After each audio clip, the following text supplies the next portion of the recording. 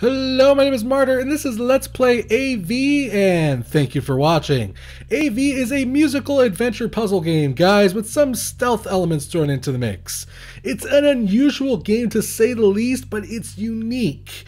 The basic gist of it is that you can only see the surroundings by generating noise, or in this case, music. Your character that you're playing is a music program, so everything he does, all your weapons are kind of somewhat musically based. All your abilities are musically based. It's like you were almost like if you were Daredevil, basically. You can only see things by generating noise. It released on Steam February 2015. It was developed by First Forever Studios and published by Magic Spell Studios. You can go ahead and get AV on Steam for the first week sale price of $5.94 or $6.99 normally. Now, AV has a lot of cool things going for it, guys. One thing they were really trying to push with this game was the VR support in this game, Oculus Rift support, whatever you want to call it. Basically, you can kind of completely immerse yourself into this kind of, Tron-esque looking neon universe. And it's really visually very neat. The puzzle elements work well. The only problem I find is that there is absolutely no lick of sense of where you're going in this game. I had a hard time trying to figure out where A to B to B to C was in this game. And the only way you're going to really see that is by seeing it, of course. So we're going to go ahead and start with the options, guys. Now, there's a lot of options that you get on startup of this game. I think it was made with the Unity engine. But you can basically manipulate the resolutions. The game does show partial controller support, not as much as I would like. My Logitech controller has a couple issues, but that option is available to you if you can finagle it to work. But most of the time, I think the controls are just fine with the keyboard and mouse. It's just really up to you and how you prefer to play it. But in-game, you only have a couple options. You have look sensitivity, your access, your volume control, and you can turn and turn off the subtitles. Really not much else to speak of as far as options go. We have two options, basically, continue or new game. There isn't any multiple save files in this one, unfortunately, but that's fine. I won't hold that against them. So we're going to go ahead and hit continue. This is a little bit deeper into the game, and actually may go ahead and restart the game just to give you an example of what the beginning kind of looks like. So, as you can see, you can't really see things very well unless you are generating noise. I'm jumping up and down right now, as you can see. And that is generating noise, which is allowing me to see this environment. I have multiple ways that I can actually do that, though. For instance, I can launch this ping ability, which allows me to see things with this ping, basically. It kind of bounces off and does like an echo effect. I can also walk, and that generates a little bit of noise. It actually generates a nice little beat, as you can hear. I can jump. There you go. That gives you kind of an idea of how to see the environment. Now, on the top right of the screen, you can see how there's like a little mouse thing. Well, that basically is a representation of the powers that you have in this game. Because your character basically has to, of course, get past puzzles. He is going to need powers to do that. Now, I have several powers that I can use. Right now, I have an energy, basically, charger or a decharger in this case. This power basically can take energy away from things, or add energy to things. Now, right now, I don't have the energy discharger, and I'll explain why I don't have that in a bit. These are like surface powers. Almost the icons kind of practically explain themselves. So the green one, if I run over it, I run really fast. If I put the teal one down, I can jump really far. Hold on. I think I screwed that up. There we go. Let's try that again. I can jump really high, you see. Aside from that, I also have like a freezing spell, which allows me to kind of immobilize objects that are moving, either, detectors or drones or whatever have you. It lets me basically blast them and it freezes them in place, and basically kind of, lets me get away or move past an obstacle, etc., etc. Aside from that, I also have a kind of like an ability to disrupt objects, and I can't use that right now because those are currently inside of pylons. Now let's go ahead. I'm going to move back a bit here to the very beginning of the game to show you what a pylon is, because it's kind of a big deal what pylons are. There's also, let me demonstrate what freezing looks like. You see, it freezes the objects there mid-air. Right up there is a pylon. Now what those pylons are for is they allow you to get access to different kinds of areas. Matter of fact, I think if I can do this correctly, I should be able to just get up there and get to that pylon. Wrong way. Wrong way, sir. Use my ping to see. The pylons are very important because they allow you to get access to different kinds of areas. Essentially, if you want to look at the... Really, dude? Really? Really? Oh, you were such a penis. Okay, hold on. We're going to have to wait for this guy. This guy is like in a detecting unit. Oh my god, you're really not going to let me get past that door? Seriously? Ah! There we go. Okay, cool. Those units basically are kind of like detection units. That's where that stealth aspect kicks in. If they spot you, they can either alert other units to your presence, or in just general be a giant pain in the ass. So, let's talk about these pylons. These pylons are basically allow you to access certain doors and access certain areas. But to activate these pylons, as you can see on the top right of my screen, my powers have started glowing. And that's because the only way to activate these pylons is to sacrifice a power to it. At least temporarily. You can get back your powers, but it deactivates the pylon. So for instance, let's just give it my freezing power.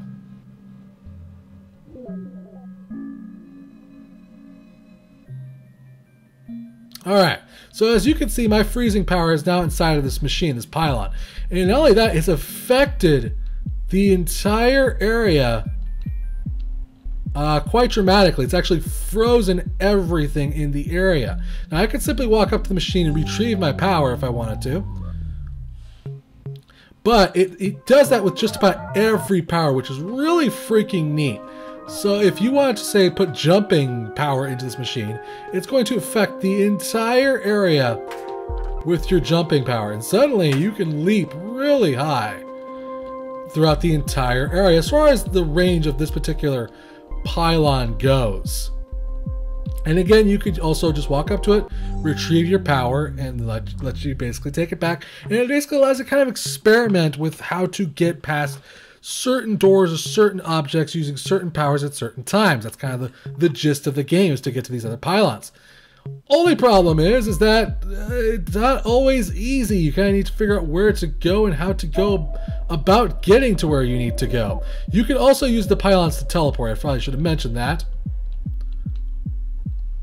I don't know why it's not closing the door now when it detected me, but you can also use the pylons to teleport. So I'm going to go ahead and sacrifice my freezing power, which will leave me with just about 3 powers left. But that's okay because it gives me a chance to show you what I'm talking about. So as you can see, it says ping to override. Ping is that power that allows me to see.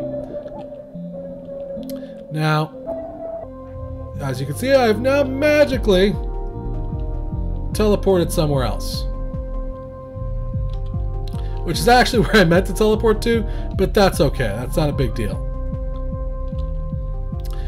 It allows you to basically kind of teleport around, and it gives you kind of an idea of what the area looks like, kind of where you're supposed to go.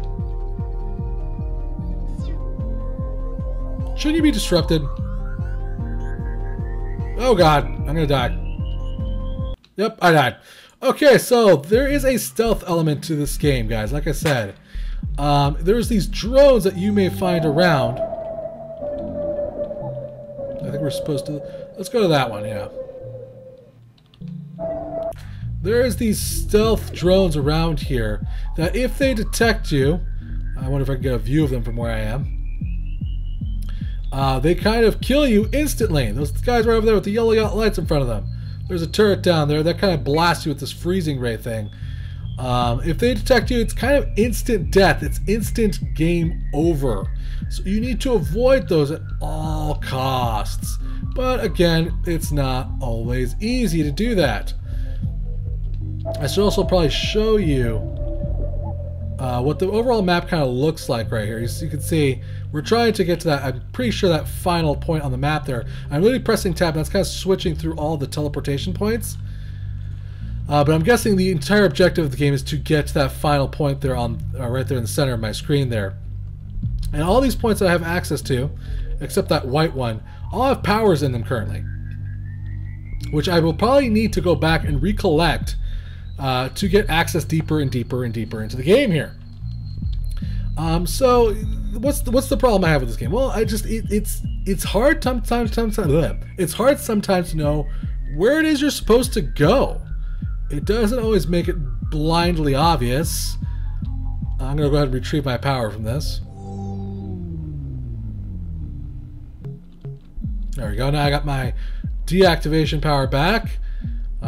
Has anything changed? Really? Not really. Just sometimes it's just the game makes it very difficult to know where it is you're supposed to go. I mean, yes, you got a general sense of where you're supposed to go through this machine, basically, kind of using the effects and kind of using the map to get a kind of an idea of where you're supposed to go. But it's very difficult sometimes. It's really easy to get lost.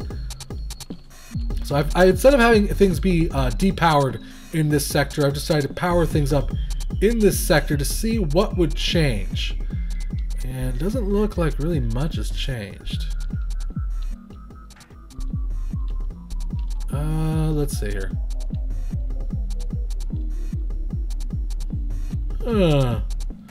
There's signs, right? This should be perfectly obvious for legal. Forget that. Don't run into turbines, they kill you. We got it, buddy. Why would I want to go through these turbines? What would possess me? What the hell? Why not? Let's just do it. I don't have my freezing power though. That's gonna suck. Okay, well, we're dead. Yep, totally dead. Alright. So that's obviously not the power we want in this particular pylon. And that's a lot of things I will say is that there is a lot of experimentation to be done in this game, guys. It is a puzzle game. And it is probably done on purpose that you kind of have to feel a little bit lost and you kind of have to figure out what to do. Because it is a puzzle game, you know, they want that challenge there. They don't want you to just be able to run through it all and then end the game. I don't get the impression it's too terribly long. It's more of an experience more than anything else of, you know, seeing this wondrous universe, as it were, and seeing all these lights and how things are affected by music and generating music basically yourself through either movement and all that good, you know, good kind of stuff, guys. So let's go back. What the hell? Let's go really quick back. Let's go here. Bam! Good jump on my part. There is 8 drones, from what I understand, that are trying to kill me. That was awesome. Did you see what I did there? I literally activated that pad right there, kind of with my jumping power. I just bounced right off it and got access to this place. Will this work? Exit only. Will this work? Come on. Nope, totally will not work. Exit from IT. This is where I have my other power, or my disruption power kind of going off right now. I can go back and reclaim that. By thought. There you go. And now, aside from the ice power that I left at the very beginning of the game, which I probably can go ahead and grab. Actually, no, I don't think I'll be able to grab that without turning off the machine. Never mind. I'll decide to keep my powers instead. But as you can see, now that I've kind of turned off the disruption, all of the attack drones in this area are now activated and are now searching for me, and I need to hide from them and try to get away from them if at all possible. And there's just a lot of experimentation to be done in this game. I will say that much. Which can be, you know, sometimes it works out well, sometimes it can be very frustrating, to say the least. Because, like I said, it just doesn't always make itself extremely apparent where you're supposed to go. I wonder if this is the entrance to the IT. Entry to mailroom. How do I open that door, sir? Ah. Nope, totally not gonna let me in, are you? You open for 2 seconds. I wonder how you get access to that door. There's, like I said, there's just a lot of experiments in this game, guys. There's a lot of finagling around, trying to figure things out. Sometimes it works out, sometimes it certainly doesn't. And you find yourself just, like I said, sometimes just going around circles and in circles and circles trying to figure out where to go or what to do next. And it can be a little bit frustrating with these instant death scenarios with these drones, because you're like, okay, well, I think I'm making progress, and then you die, and then you're not anymore. Okay, so let's go ahead and close that. Let's go back up to where we were. Or, you know, miss the jump. That works too. Where did my blast go? What the heck? Okay, hold on. Downwards. Okay, can I not shoot the floor here? It looks like we're shooting through the floor. That's a little strange. There's a couple of weird bugs in the game, not gonna lie. I've mostly found that my powers can...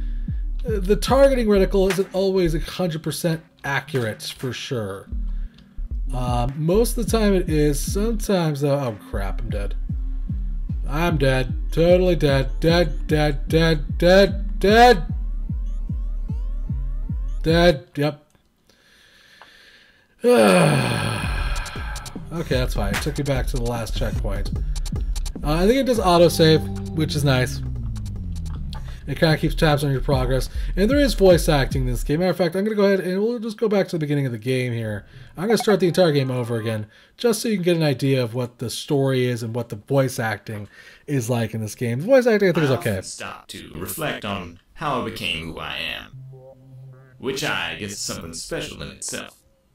After all, most computer programs never bother to ask those sorts of questions. Of course, most of them never bother to ask questions at all. I mean, in all honesty, there's no reason a music processing algorithm like me should have been able to gain sentience. And like I said, that's the main character right there. That's who you're playing in the game, guys. You can, of course, skip the dialogue if you wanted to by pressing R. And the story is interesting, basically. He's trying to figure out how he gains sentience, essentially. Which is a pretty cool story. I'm interested to see how he got sentience. And it does... basically does a good job of explaining how each power does work for the most part. Like, you get access to these two powers at first, your energy and replacer and taker here. And like I said, it does a really good job of explaining how the powers work. It just, when it gets past this tutorial area, which is essentially what this is, it gets really confusing where to go. Instruments dealt with immobilizing things. First off was the freezer, which, as the name implies, it, well, freezes things. Come down here, sir. Stop it. Well, for a while. Each time I used it, though, it took time to charge back to its full level. So the amount of time... Oh, another thing I want to note is that you probably want to jack your mouse sensitivity down quite a bit as your character's mouse kind of flies around. Wrong power. Gosh dang it. That was my mistake, my fault. So we'll get back to that in a minute. Alright. Boom! Ah, too low. Gosh dang it. I'm not able to jump on that. Oh, wait. Oh, yes! Haha! Perfect! Alright.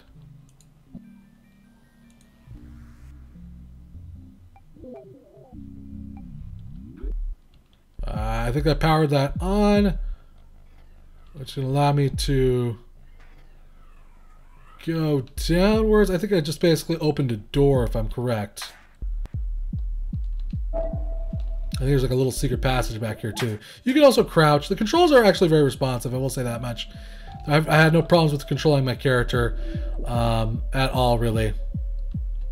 Where do we go? There we go. We get access to the next two powers. And like I said, the tutorial area does a really good job of explaining how to use both powers. Changing the properties of surfaces in the world. When fired into a floor or a wall, they each generate a small pocket I could pass over to temporarily gain new abilities. The elasticity increase made the surface bouncier, giving me the ability to jump higher, and also the ability to bounce off of the surface while I was airborne. The velocity increase gave me the power to move faster and climb up steep slopes. There we go.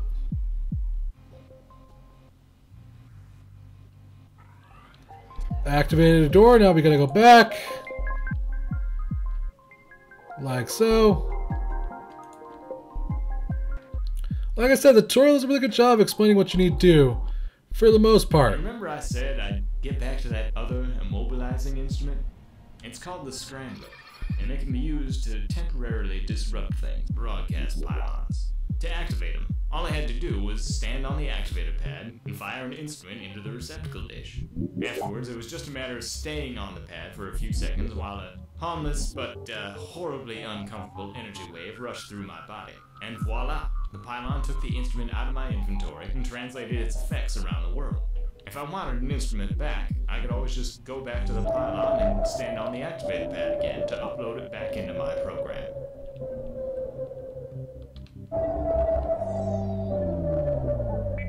I have nowhere to go. I have no other pylons activated. Oh well. But you get the basic idea of what to expect from this game, guys. Like I said, it's a cool puzzle game. It has a lot of neat elements to it. It really is sometimes difficult to know where you're going. It has a lot of experimentation to be done here. A lot of, trial and error to be done in this game, which can be a little bit frustrating. I'm not a huge fan of the instant death scenarios too. It's just not my favorite, bag as far as that goes. But I get that they wanted to add a stealth element to the game and have that all well done. But all in all, the game is gorgeous looking. It's really neat. All the puzzle elements really work well. I enjoy the powers. I think they're really neat. I think they let you play with the game in very unique ways. And I enjoy that aspect of the game very much so. I just wish there was a little bit more of a direction and kind of figure out where you're supposed to go next. There is Steamy goodness to speak of. There is Steam achievements. I don't think there is any Steam cards yet, but that could be something that will be in the future. Like I said, there's a couple of bugs here. There's just a lot of kind of sometimes clipping issues.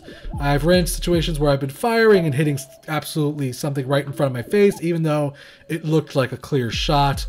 These aren't necessarily game-breaking issues. It's just things that I noticed while playing the game.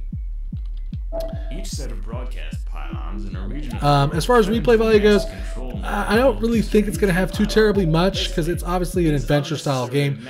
Once you beat it, it's probably going to be done, guys.